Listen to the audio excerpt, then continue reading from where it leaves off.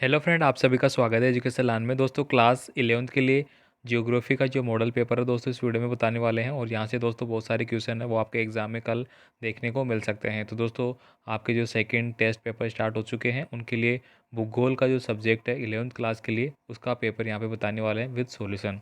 तो दोस्तों आप यहाँ पे देखिए, पहला क्वेश्चन है, भारत किस गोलार्ध में स्थित है? उत्तरी गोलार्ध में, दक्षिणी में, दोनों में, या इनमें से कोई नहीं? तो दोस्तों इस प्रश्न का सही आंसर है उत्तरी गोलार्ध। भारत दोस्तों उत्तरी गोलार्ध में स्थित है। नेक्स्ट क्वेश्चन देखिए यहाँ पे, निम्नलिखित में से कौन सा अक्षांशीय विस्तार भारत की संपूर्ण भूमि के विस्तार के संदर्भ में प्रासंगिक है?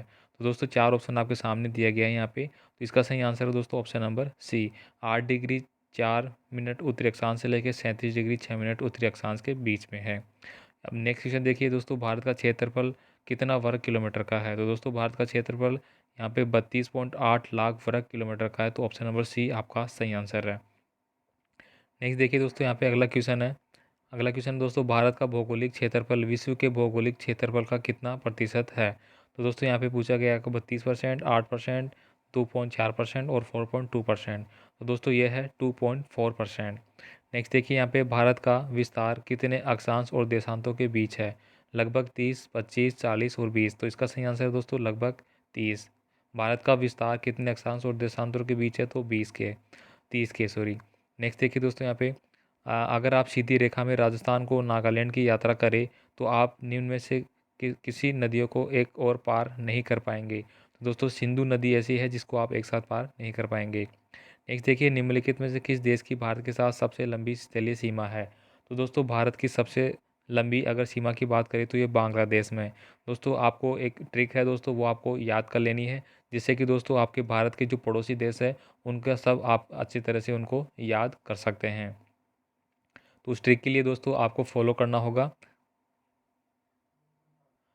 तो दोस्तों आपको जो ट्रिक है वो इस तरह से याद कर लेनी है। बचपन बचपन में एम बी ए, बचपन में एम बी।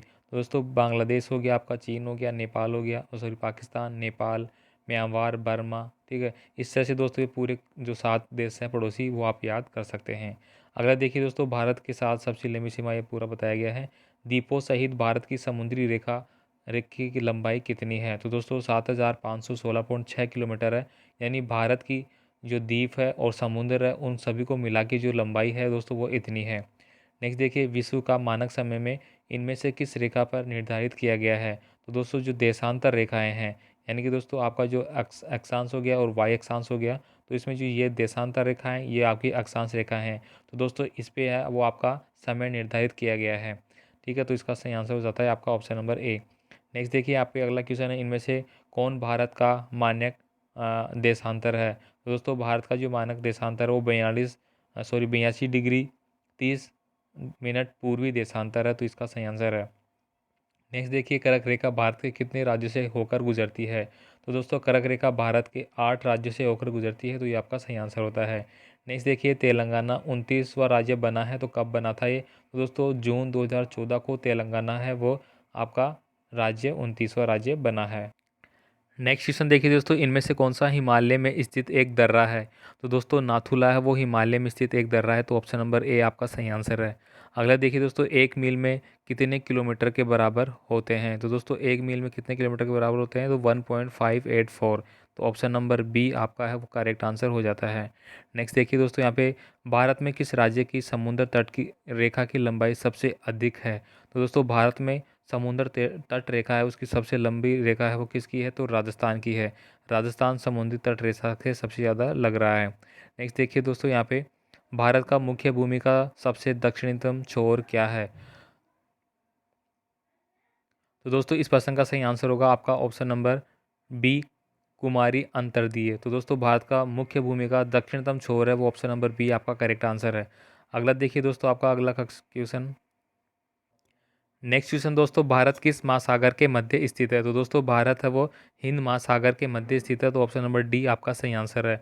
अगला देखिए, हिंद महासागर के केंद्र में भारत की स्थिति के कारण निम्न में से कौन सा लाभ प्राप्त होता है?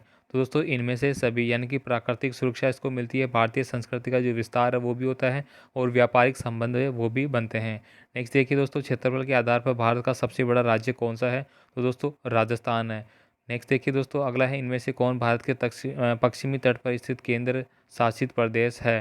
तो दोस्तों पश्चिमी तट पर आपका दमनदीप और दादर नागर हवेली है, यानी कि दोस्तों गुजरात वाला जो क्षेत्र है कच्छ का रण उस वहाँ पे ये पड़ता है।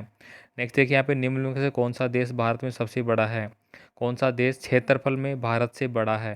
तो दोस्तों चीन है, वह क्षेत्रफल की दृष्टि से भारत से बड़ा है। अगला देखिए, भारत का सबसे पूर्वी देशांतर कौन सा है? तो पूर्वी देशांतर दोस्तों आपका ऑप्शन नंबर ए सही आंसर है। उत्तराखंड, उत्तर प्रदेश, बिहार, पश्चिम बंगाल और सिक्किम की सीमाएं किस देश को छूती है? तो दोस्तों ये नेपाल को छूती है, ऑप्शन नंबर आपका सी करेक्ट आंसर है। अगला देखिए, ग्रीष्म अवकाश में आप यदि करवती जाना चाहते हैं तो किस केंद्र से शामिल शासित होते हुए जाएंगे? तो दोस्तों आप लक्षद्वीप को पार करते हुए जाएंगे।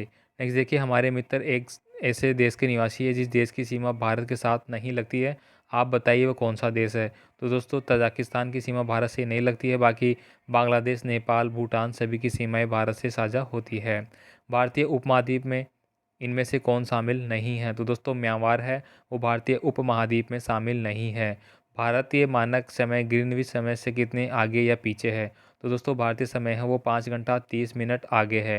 तो दोस्तों ये तमाम जो क्वेश्चन आपको बताए गए हैं दोस्तों, ये भूगोल के क्वेश्चन है जो कि दोस्तों आपके एग्जाम में आने की संभावना है। पूरा जो भी क्वेश्चन आपको बताए गए हैं तो आप सभी ने आप क्वेश्चनों को देख लिया होगा, इनका आंसर भी देख लिया होगा। तो दोस्तों नेक्स्ट वीडियो में मिलते हैं एक और पेपर के साथ, तब तक के लिए जय हिंद।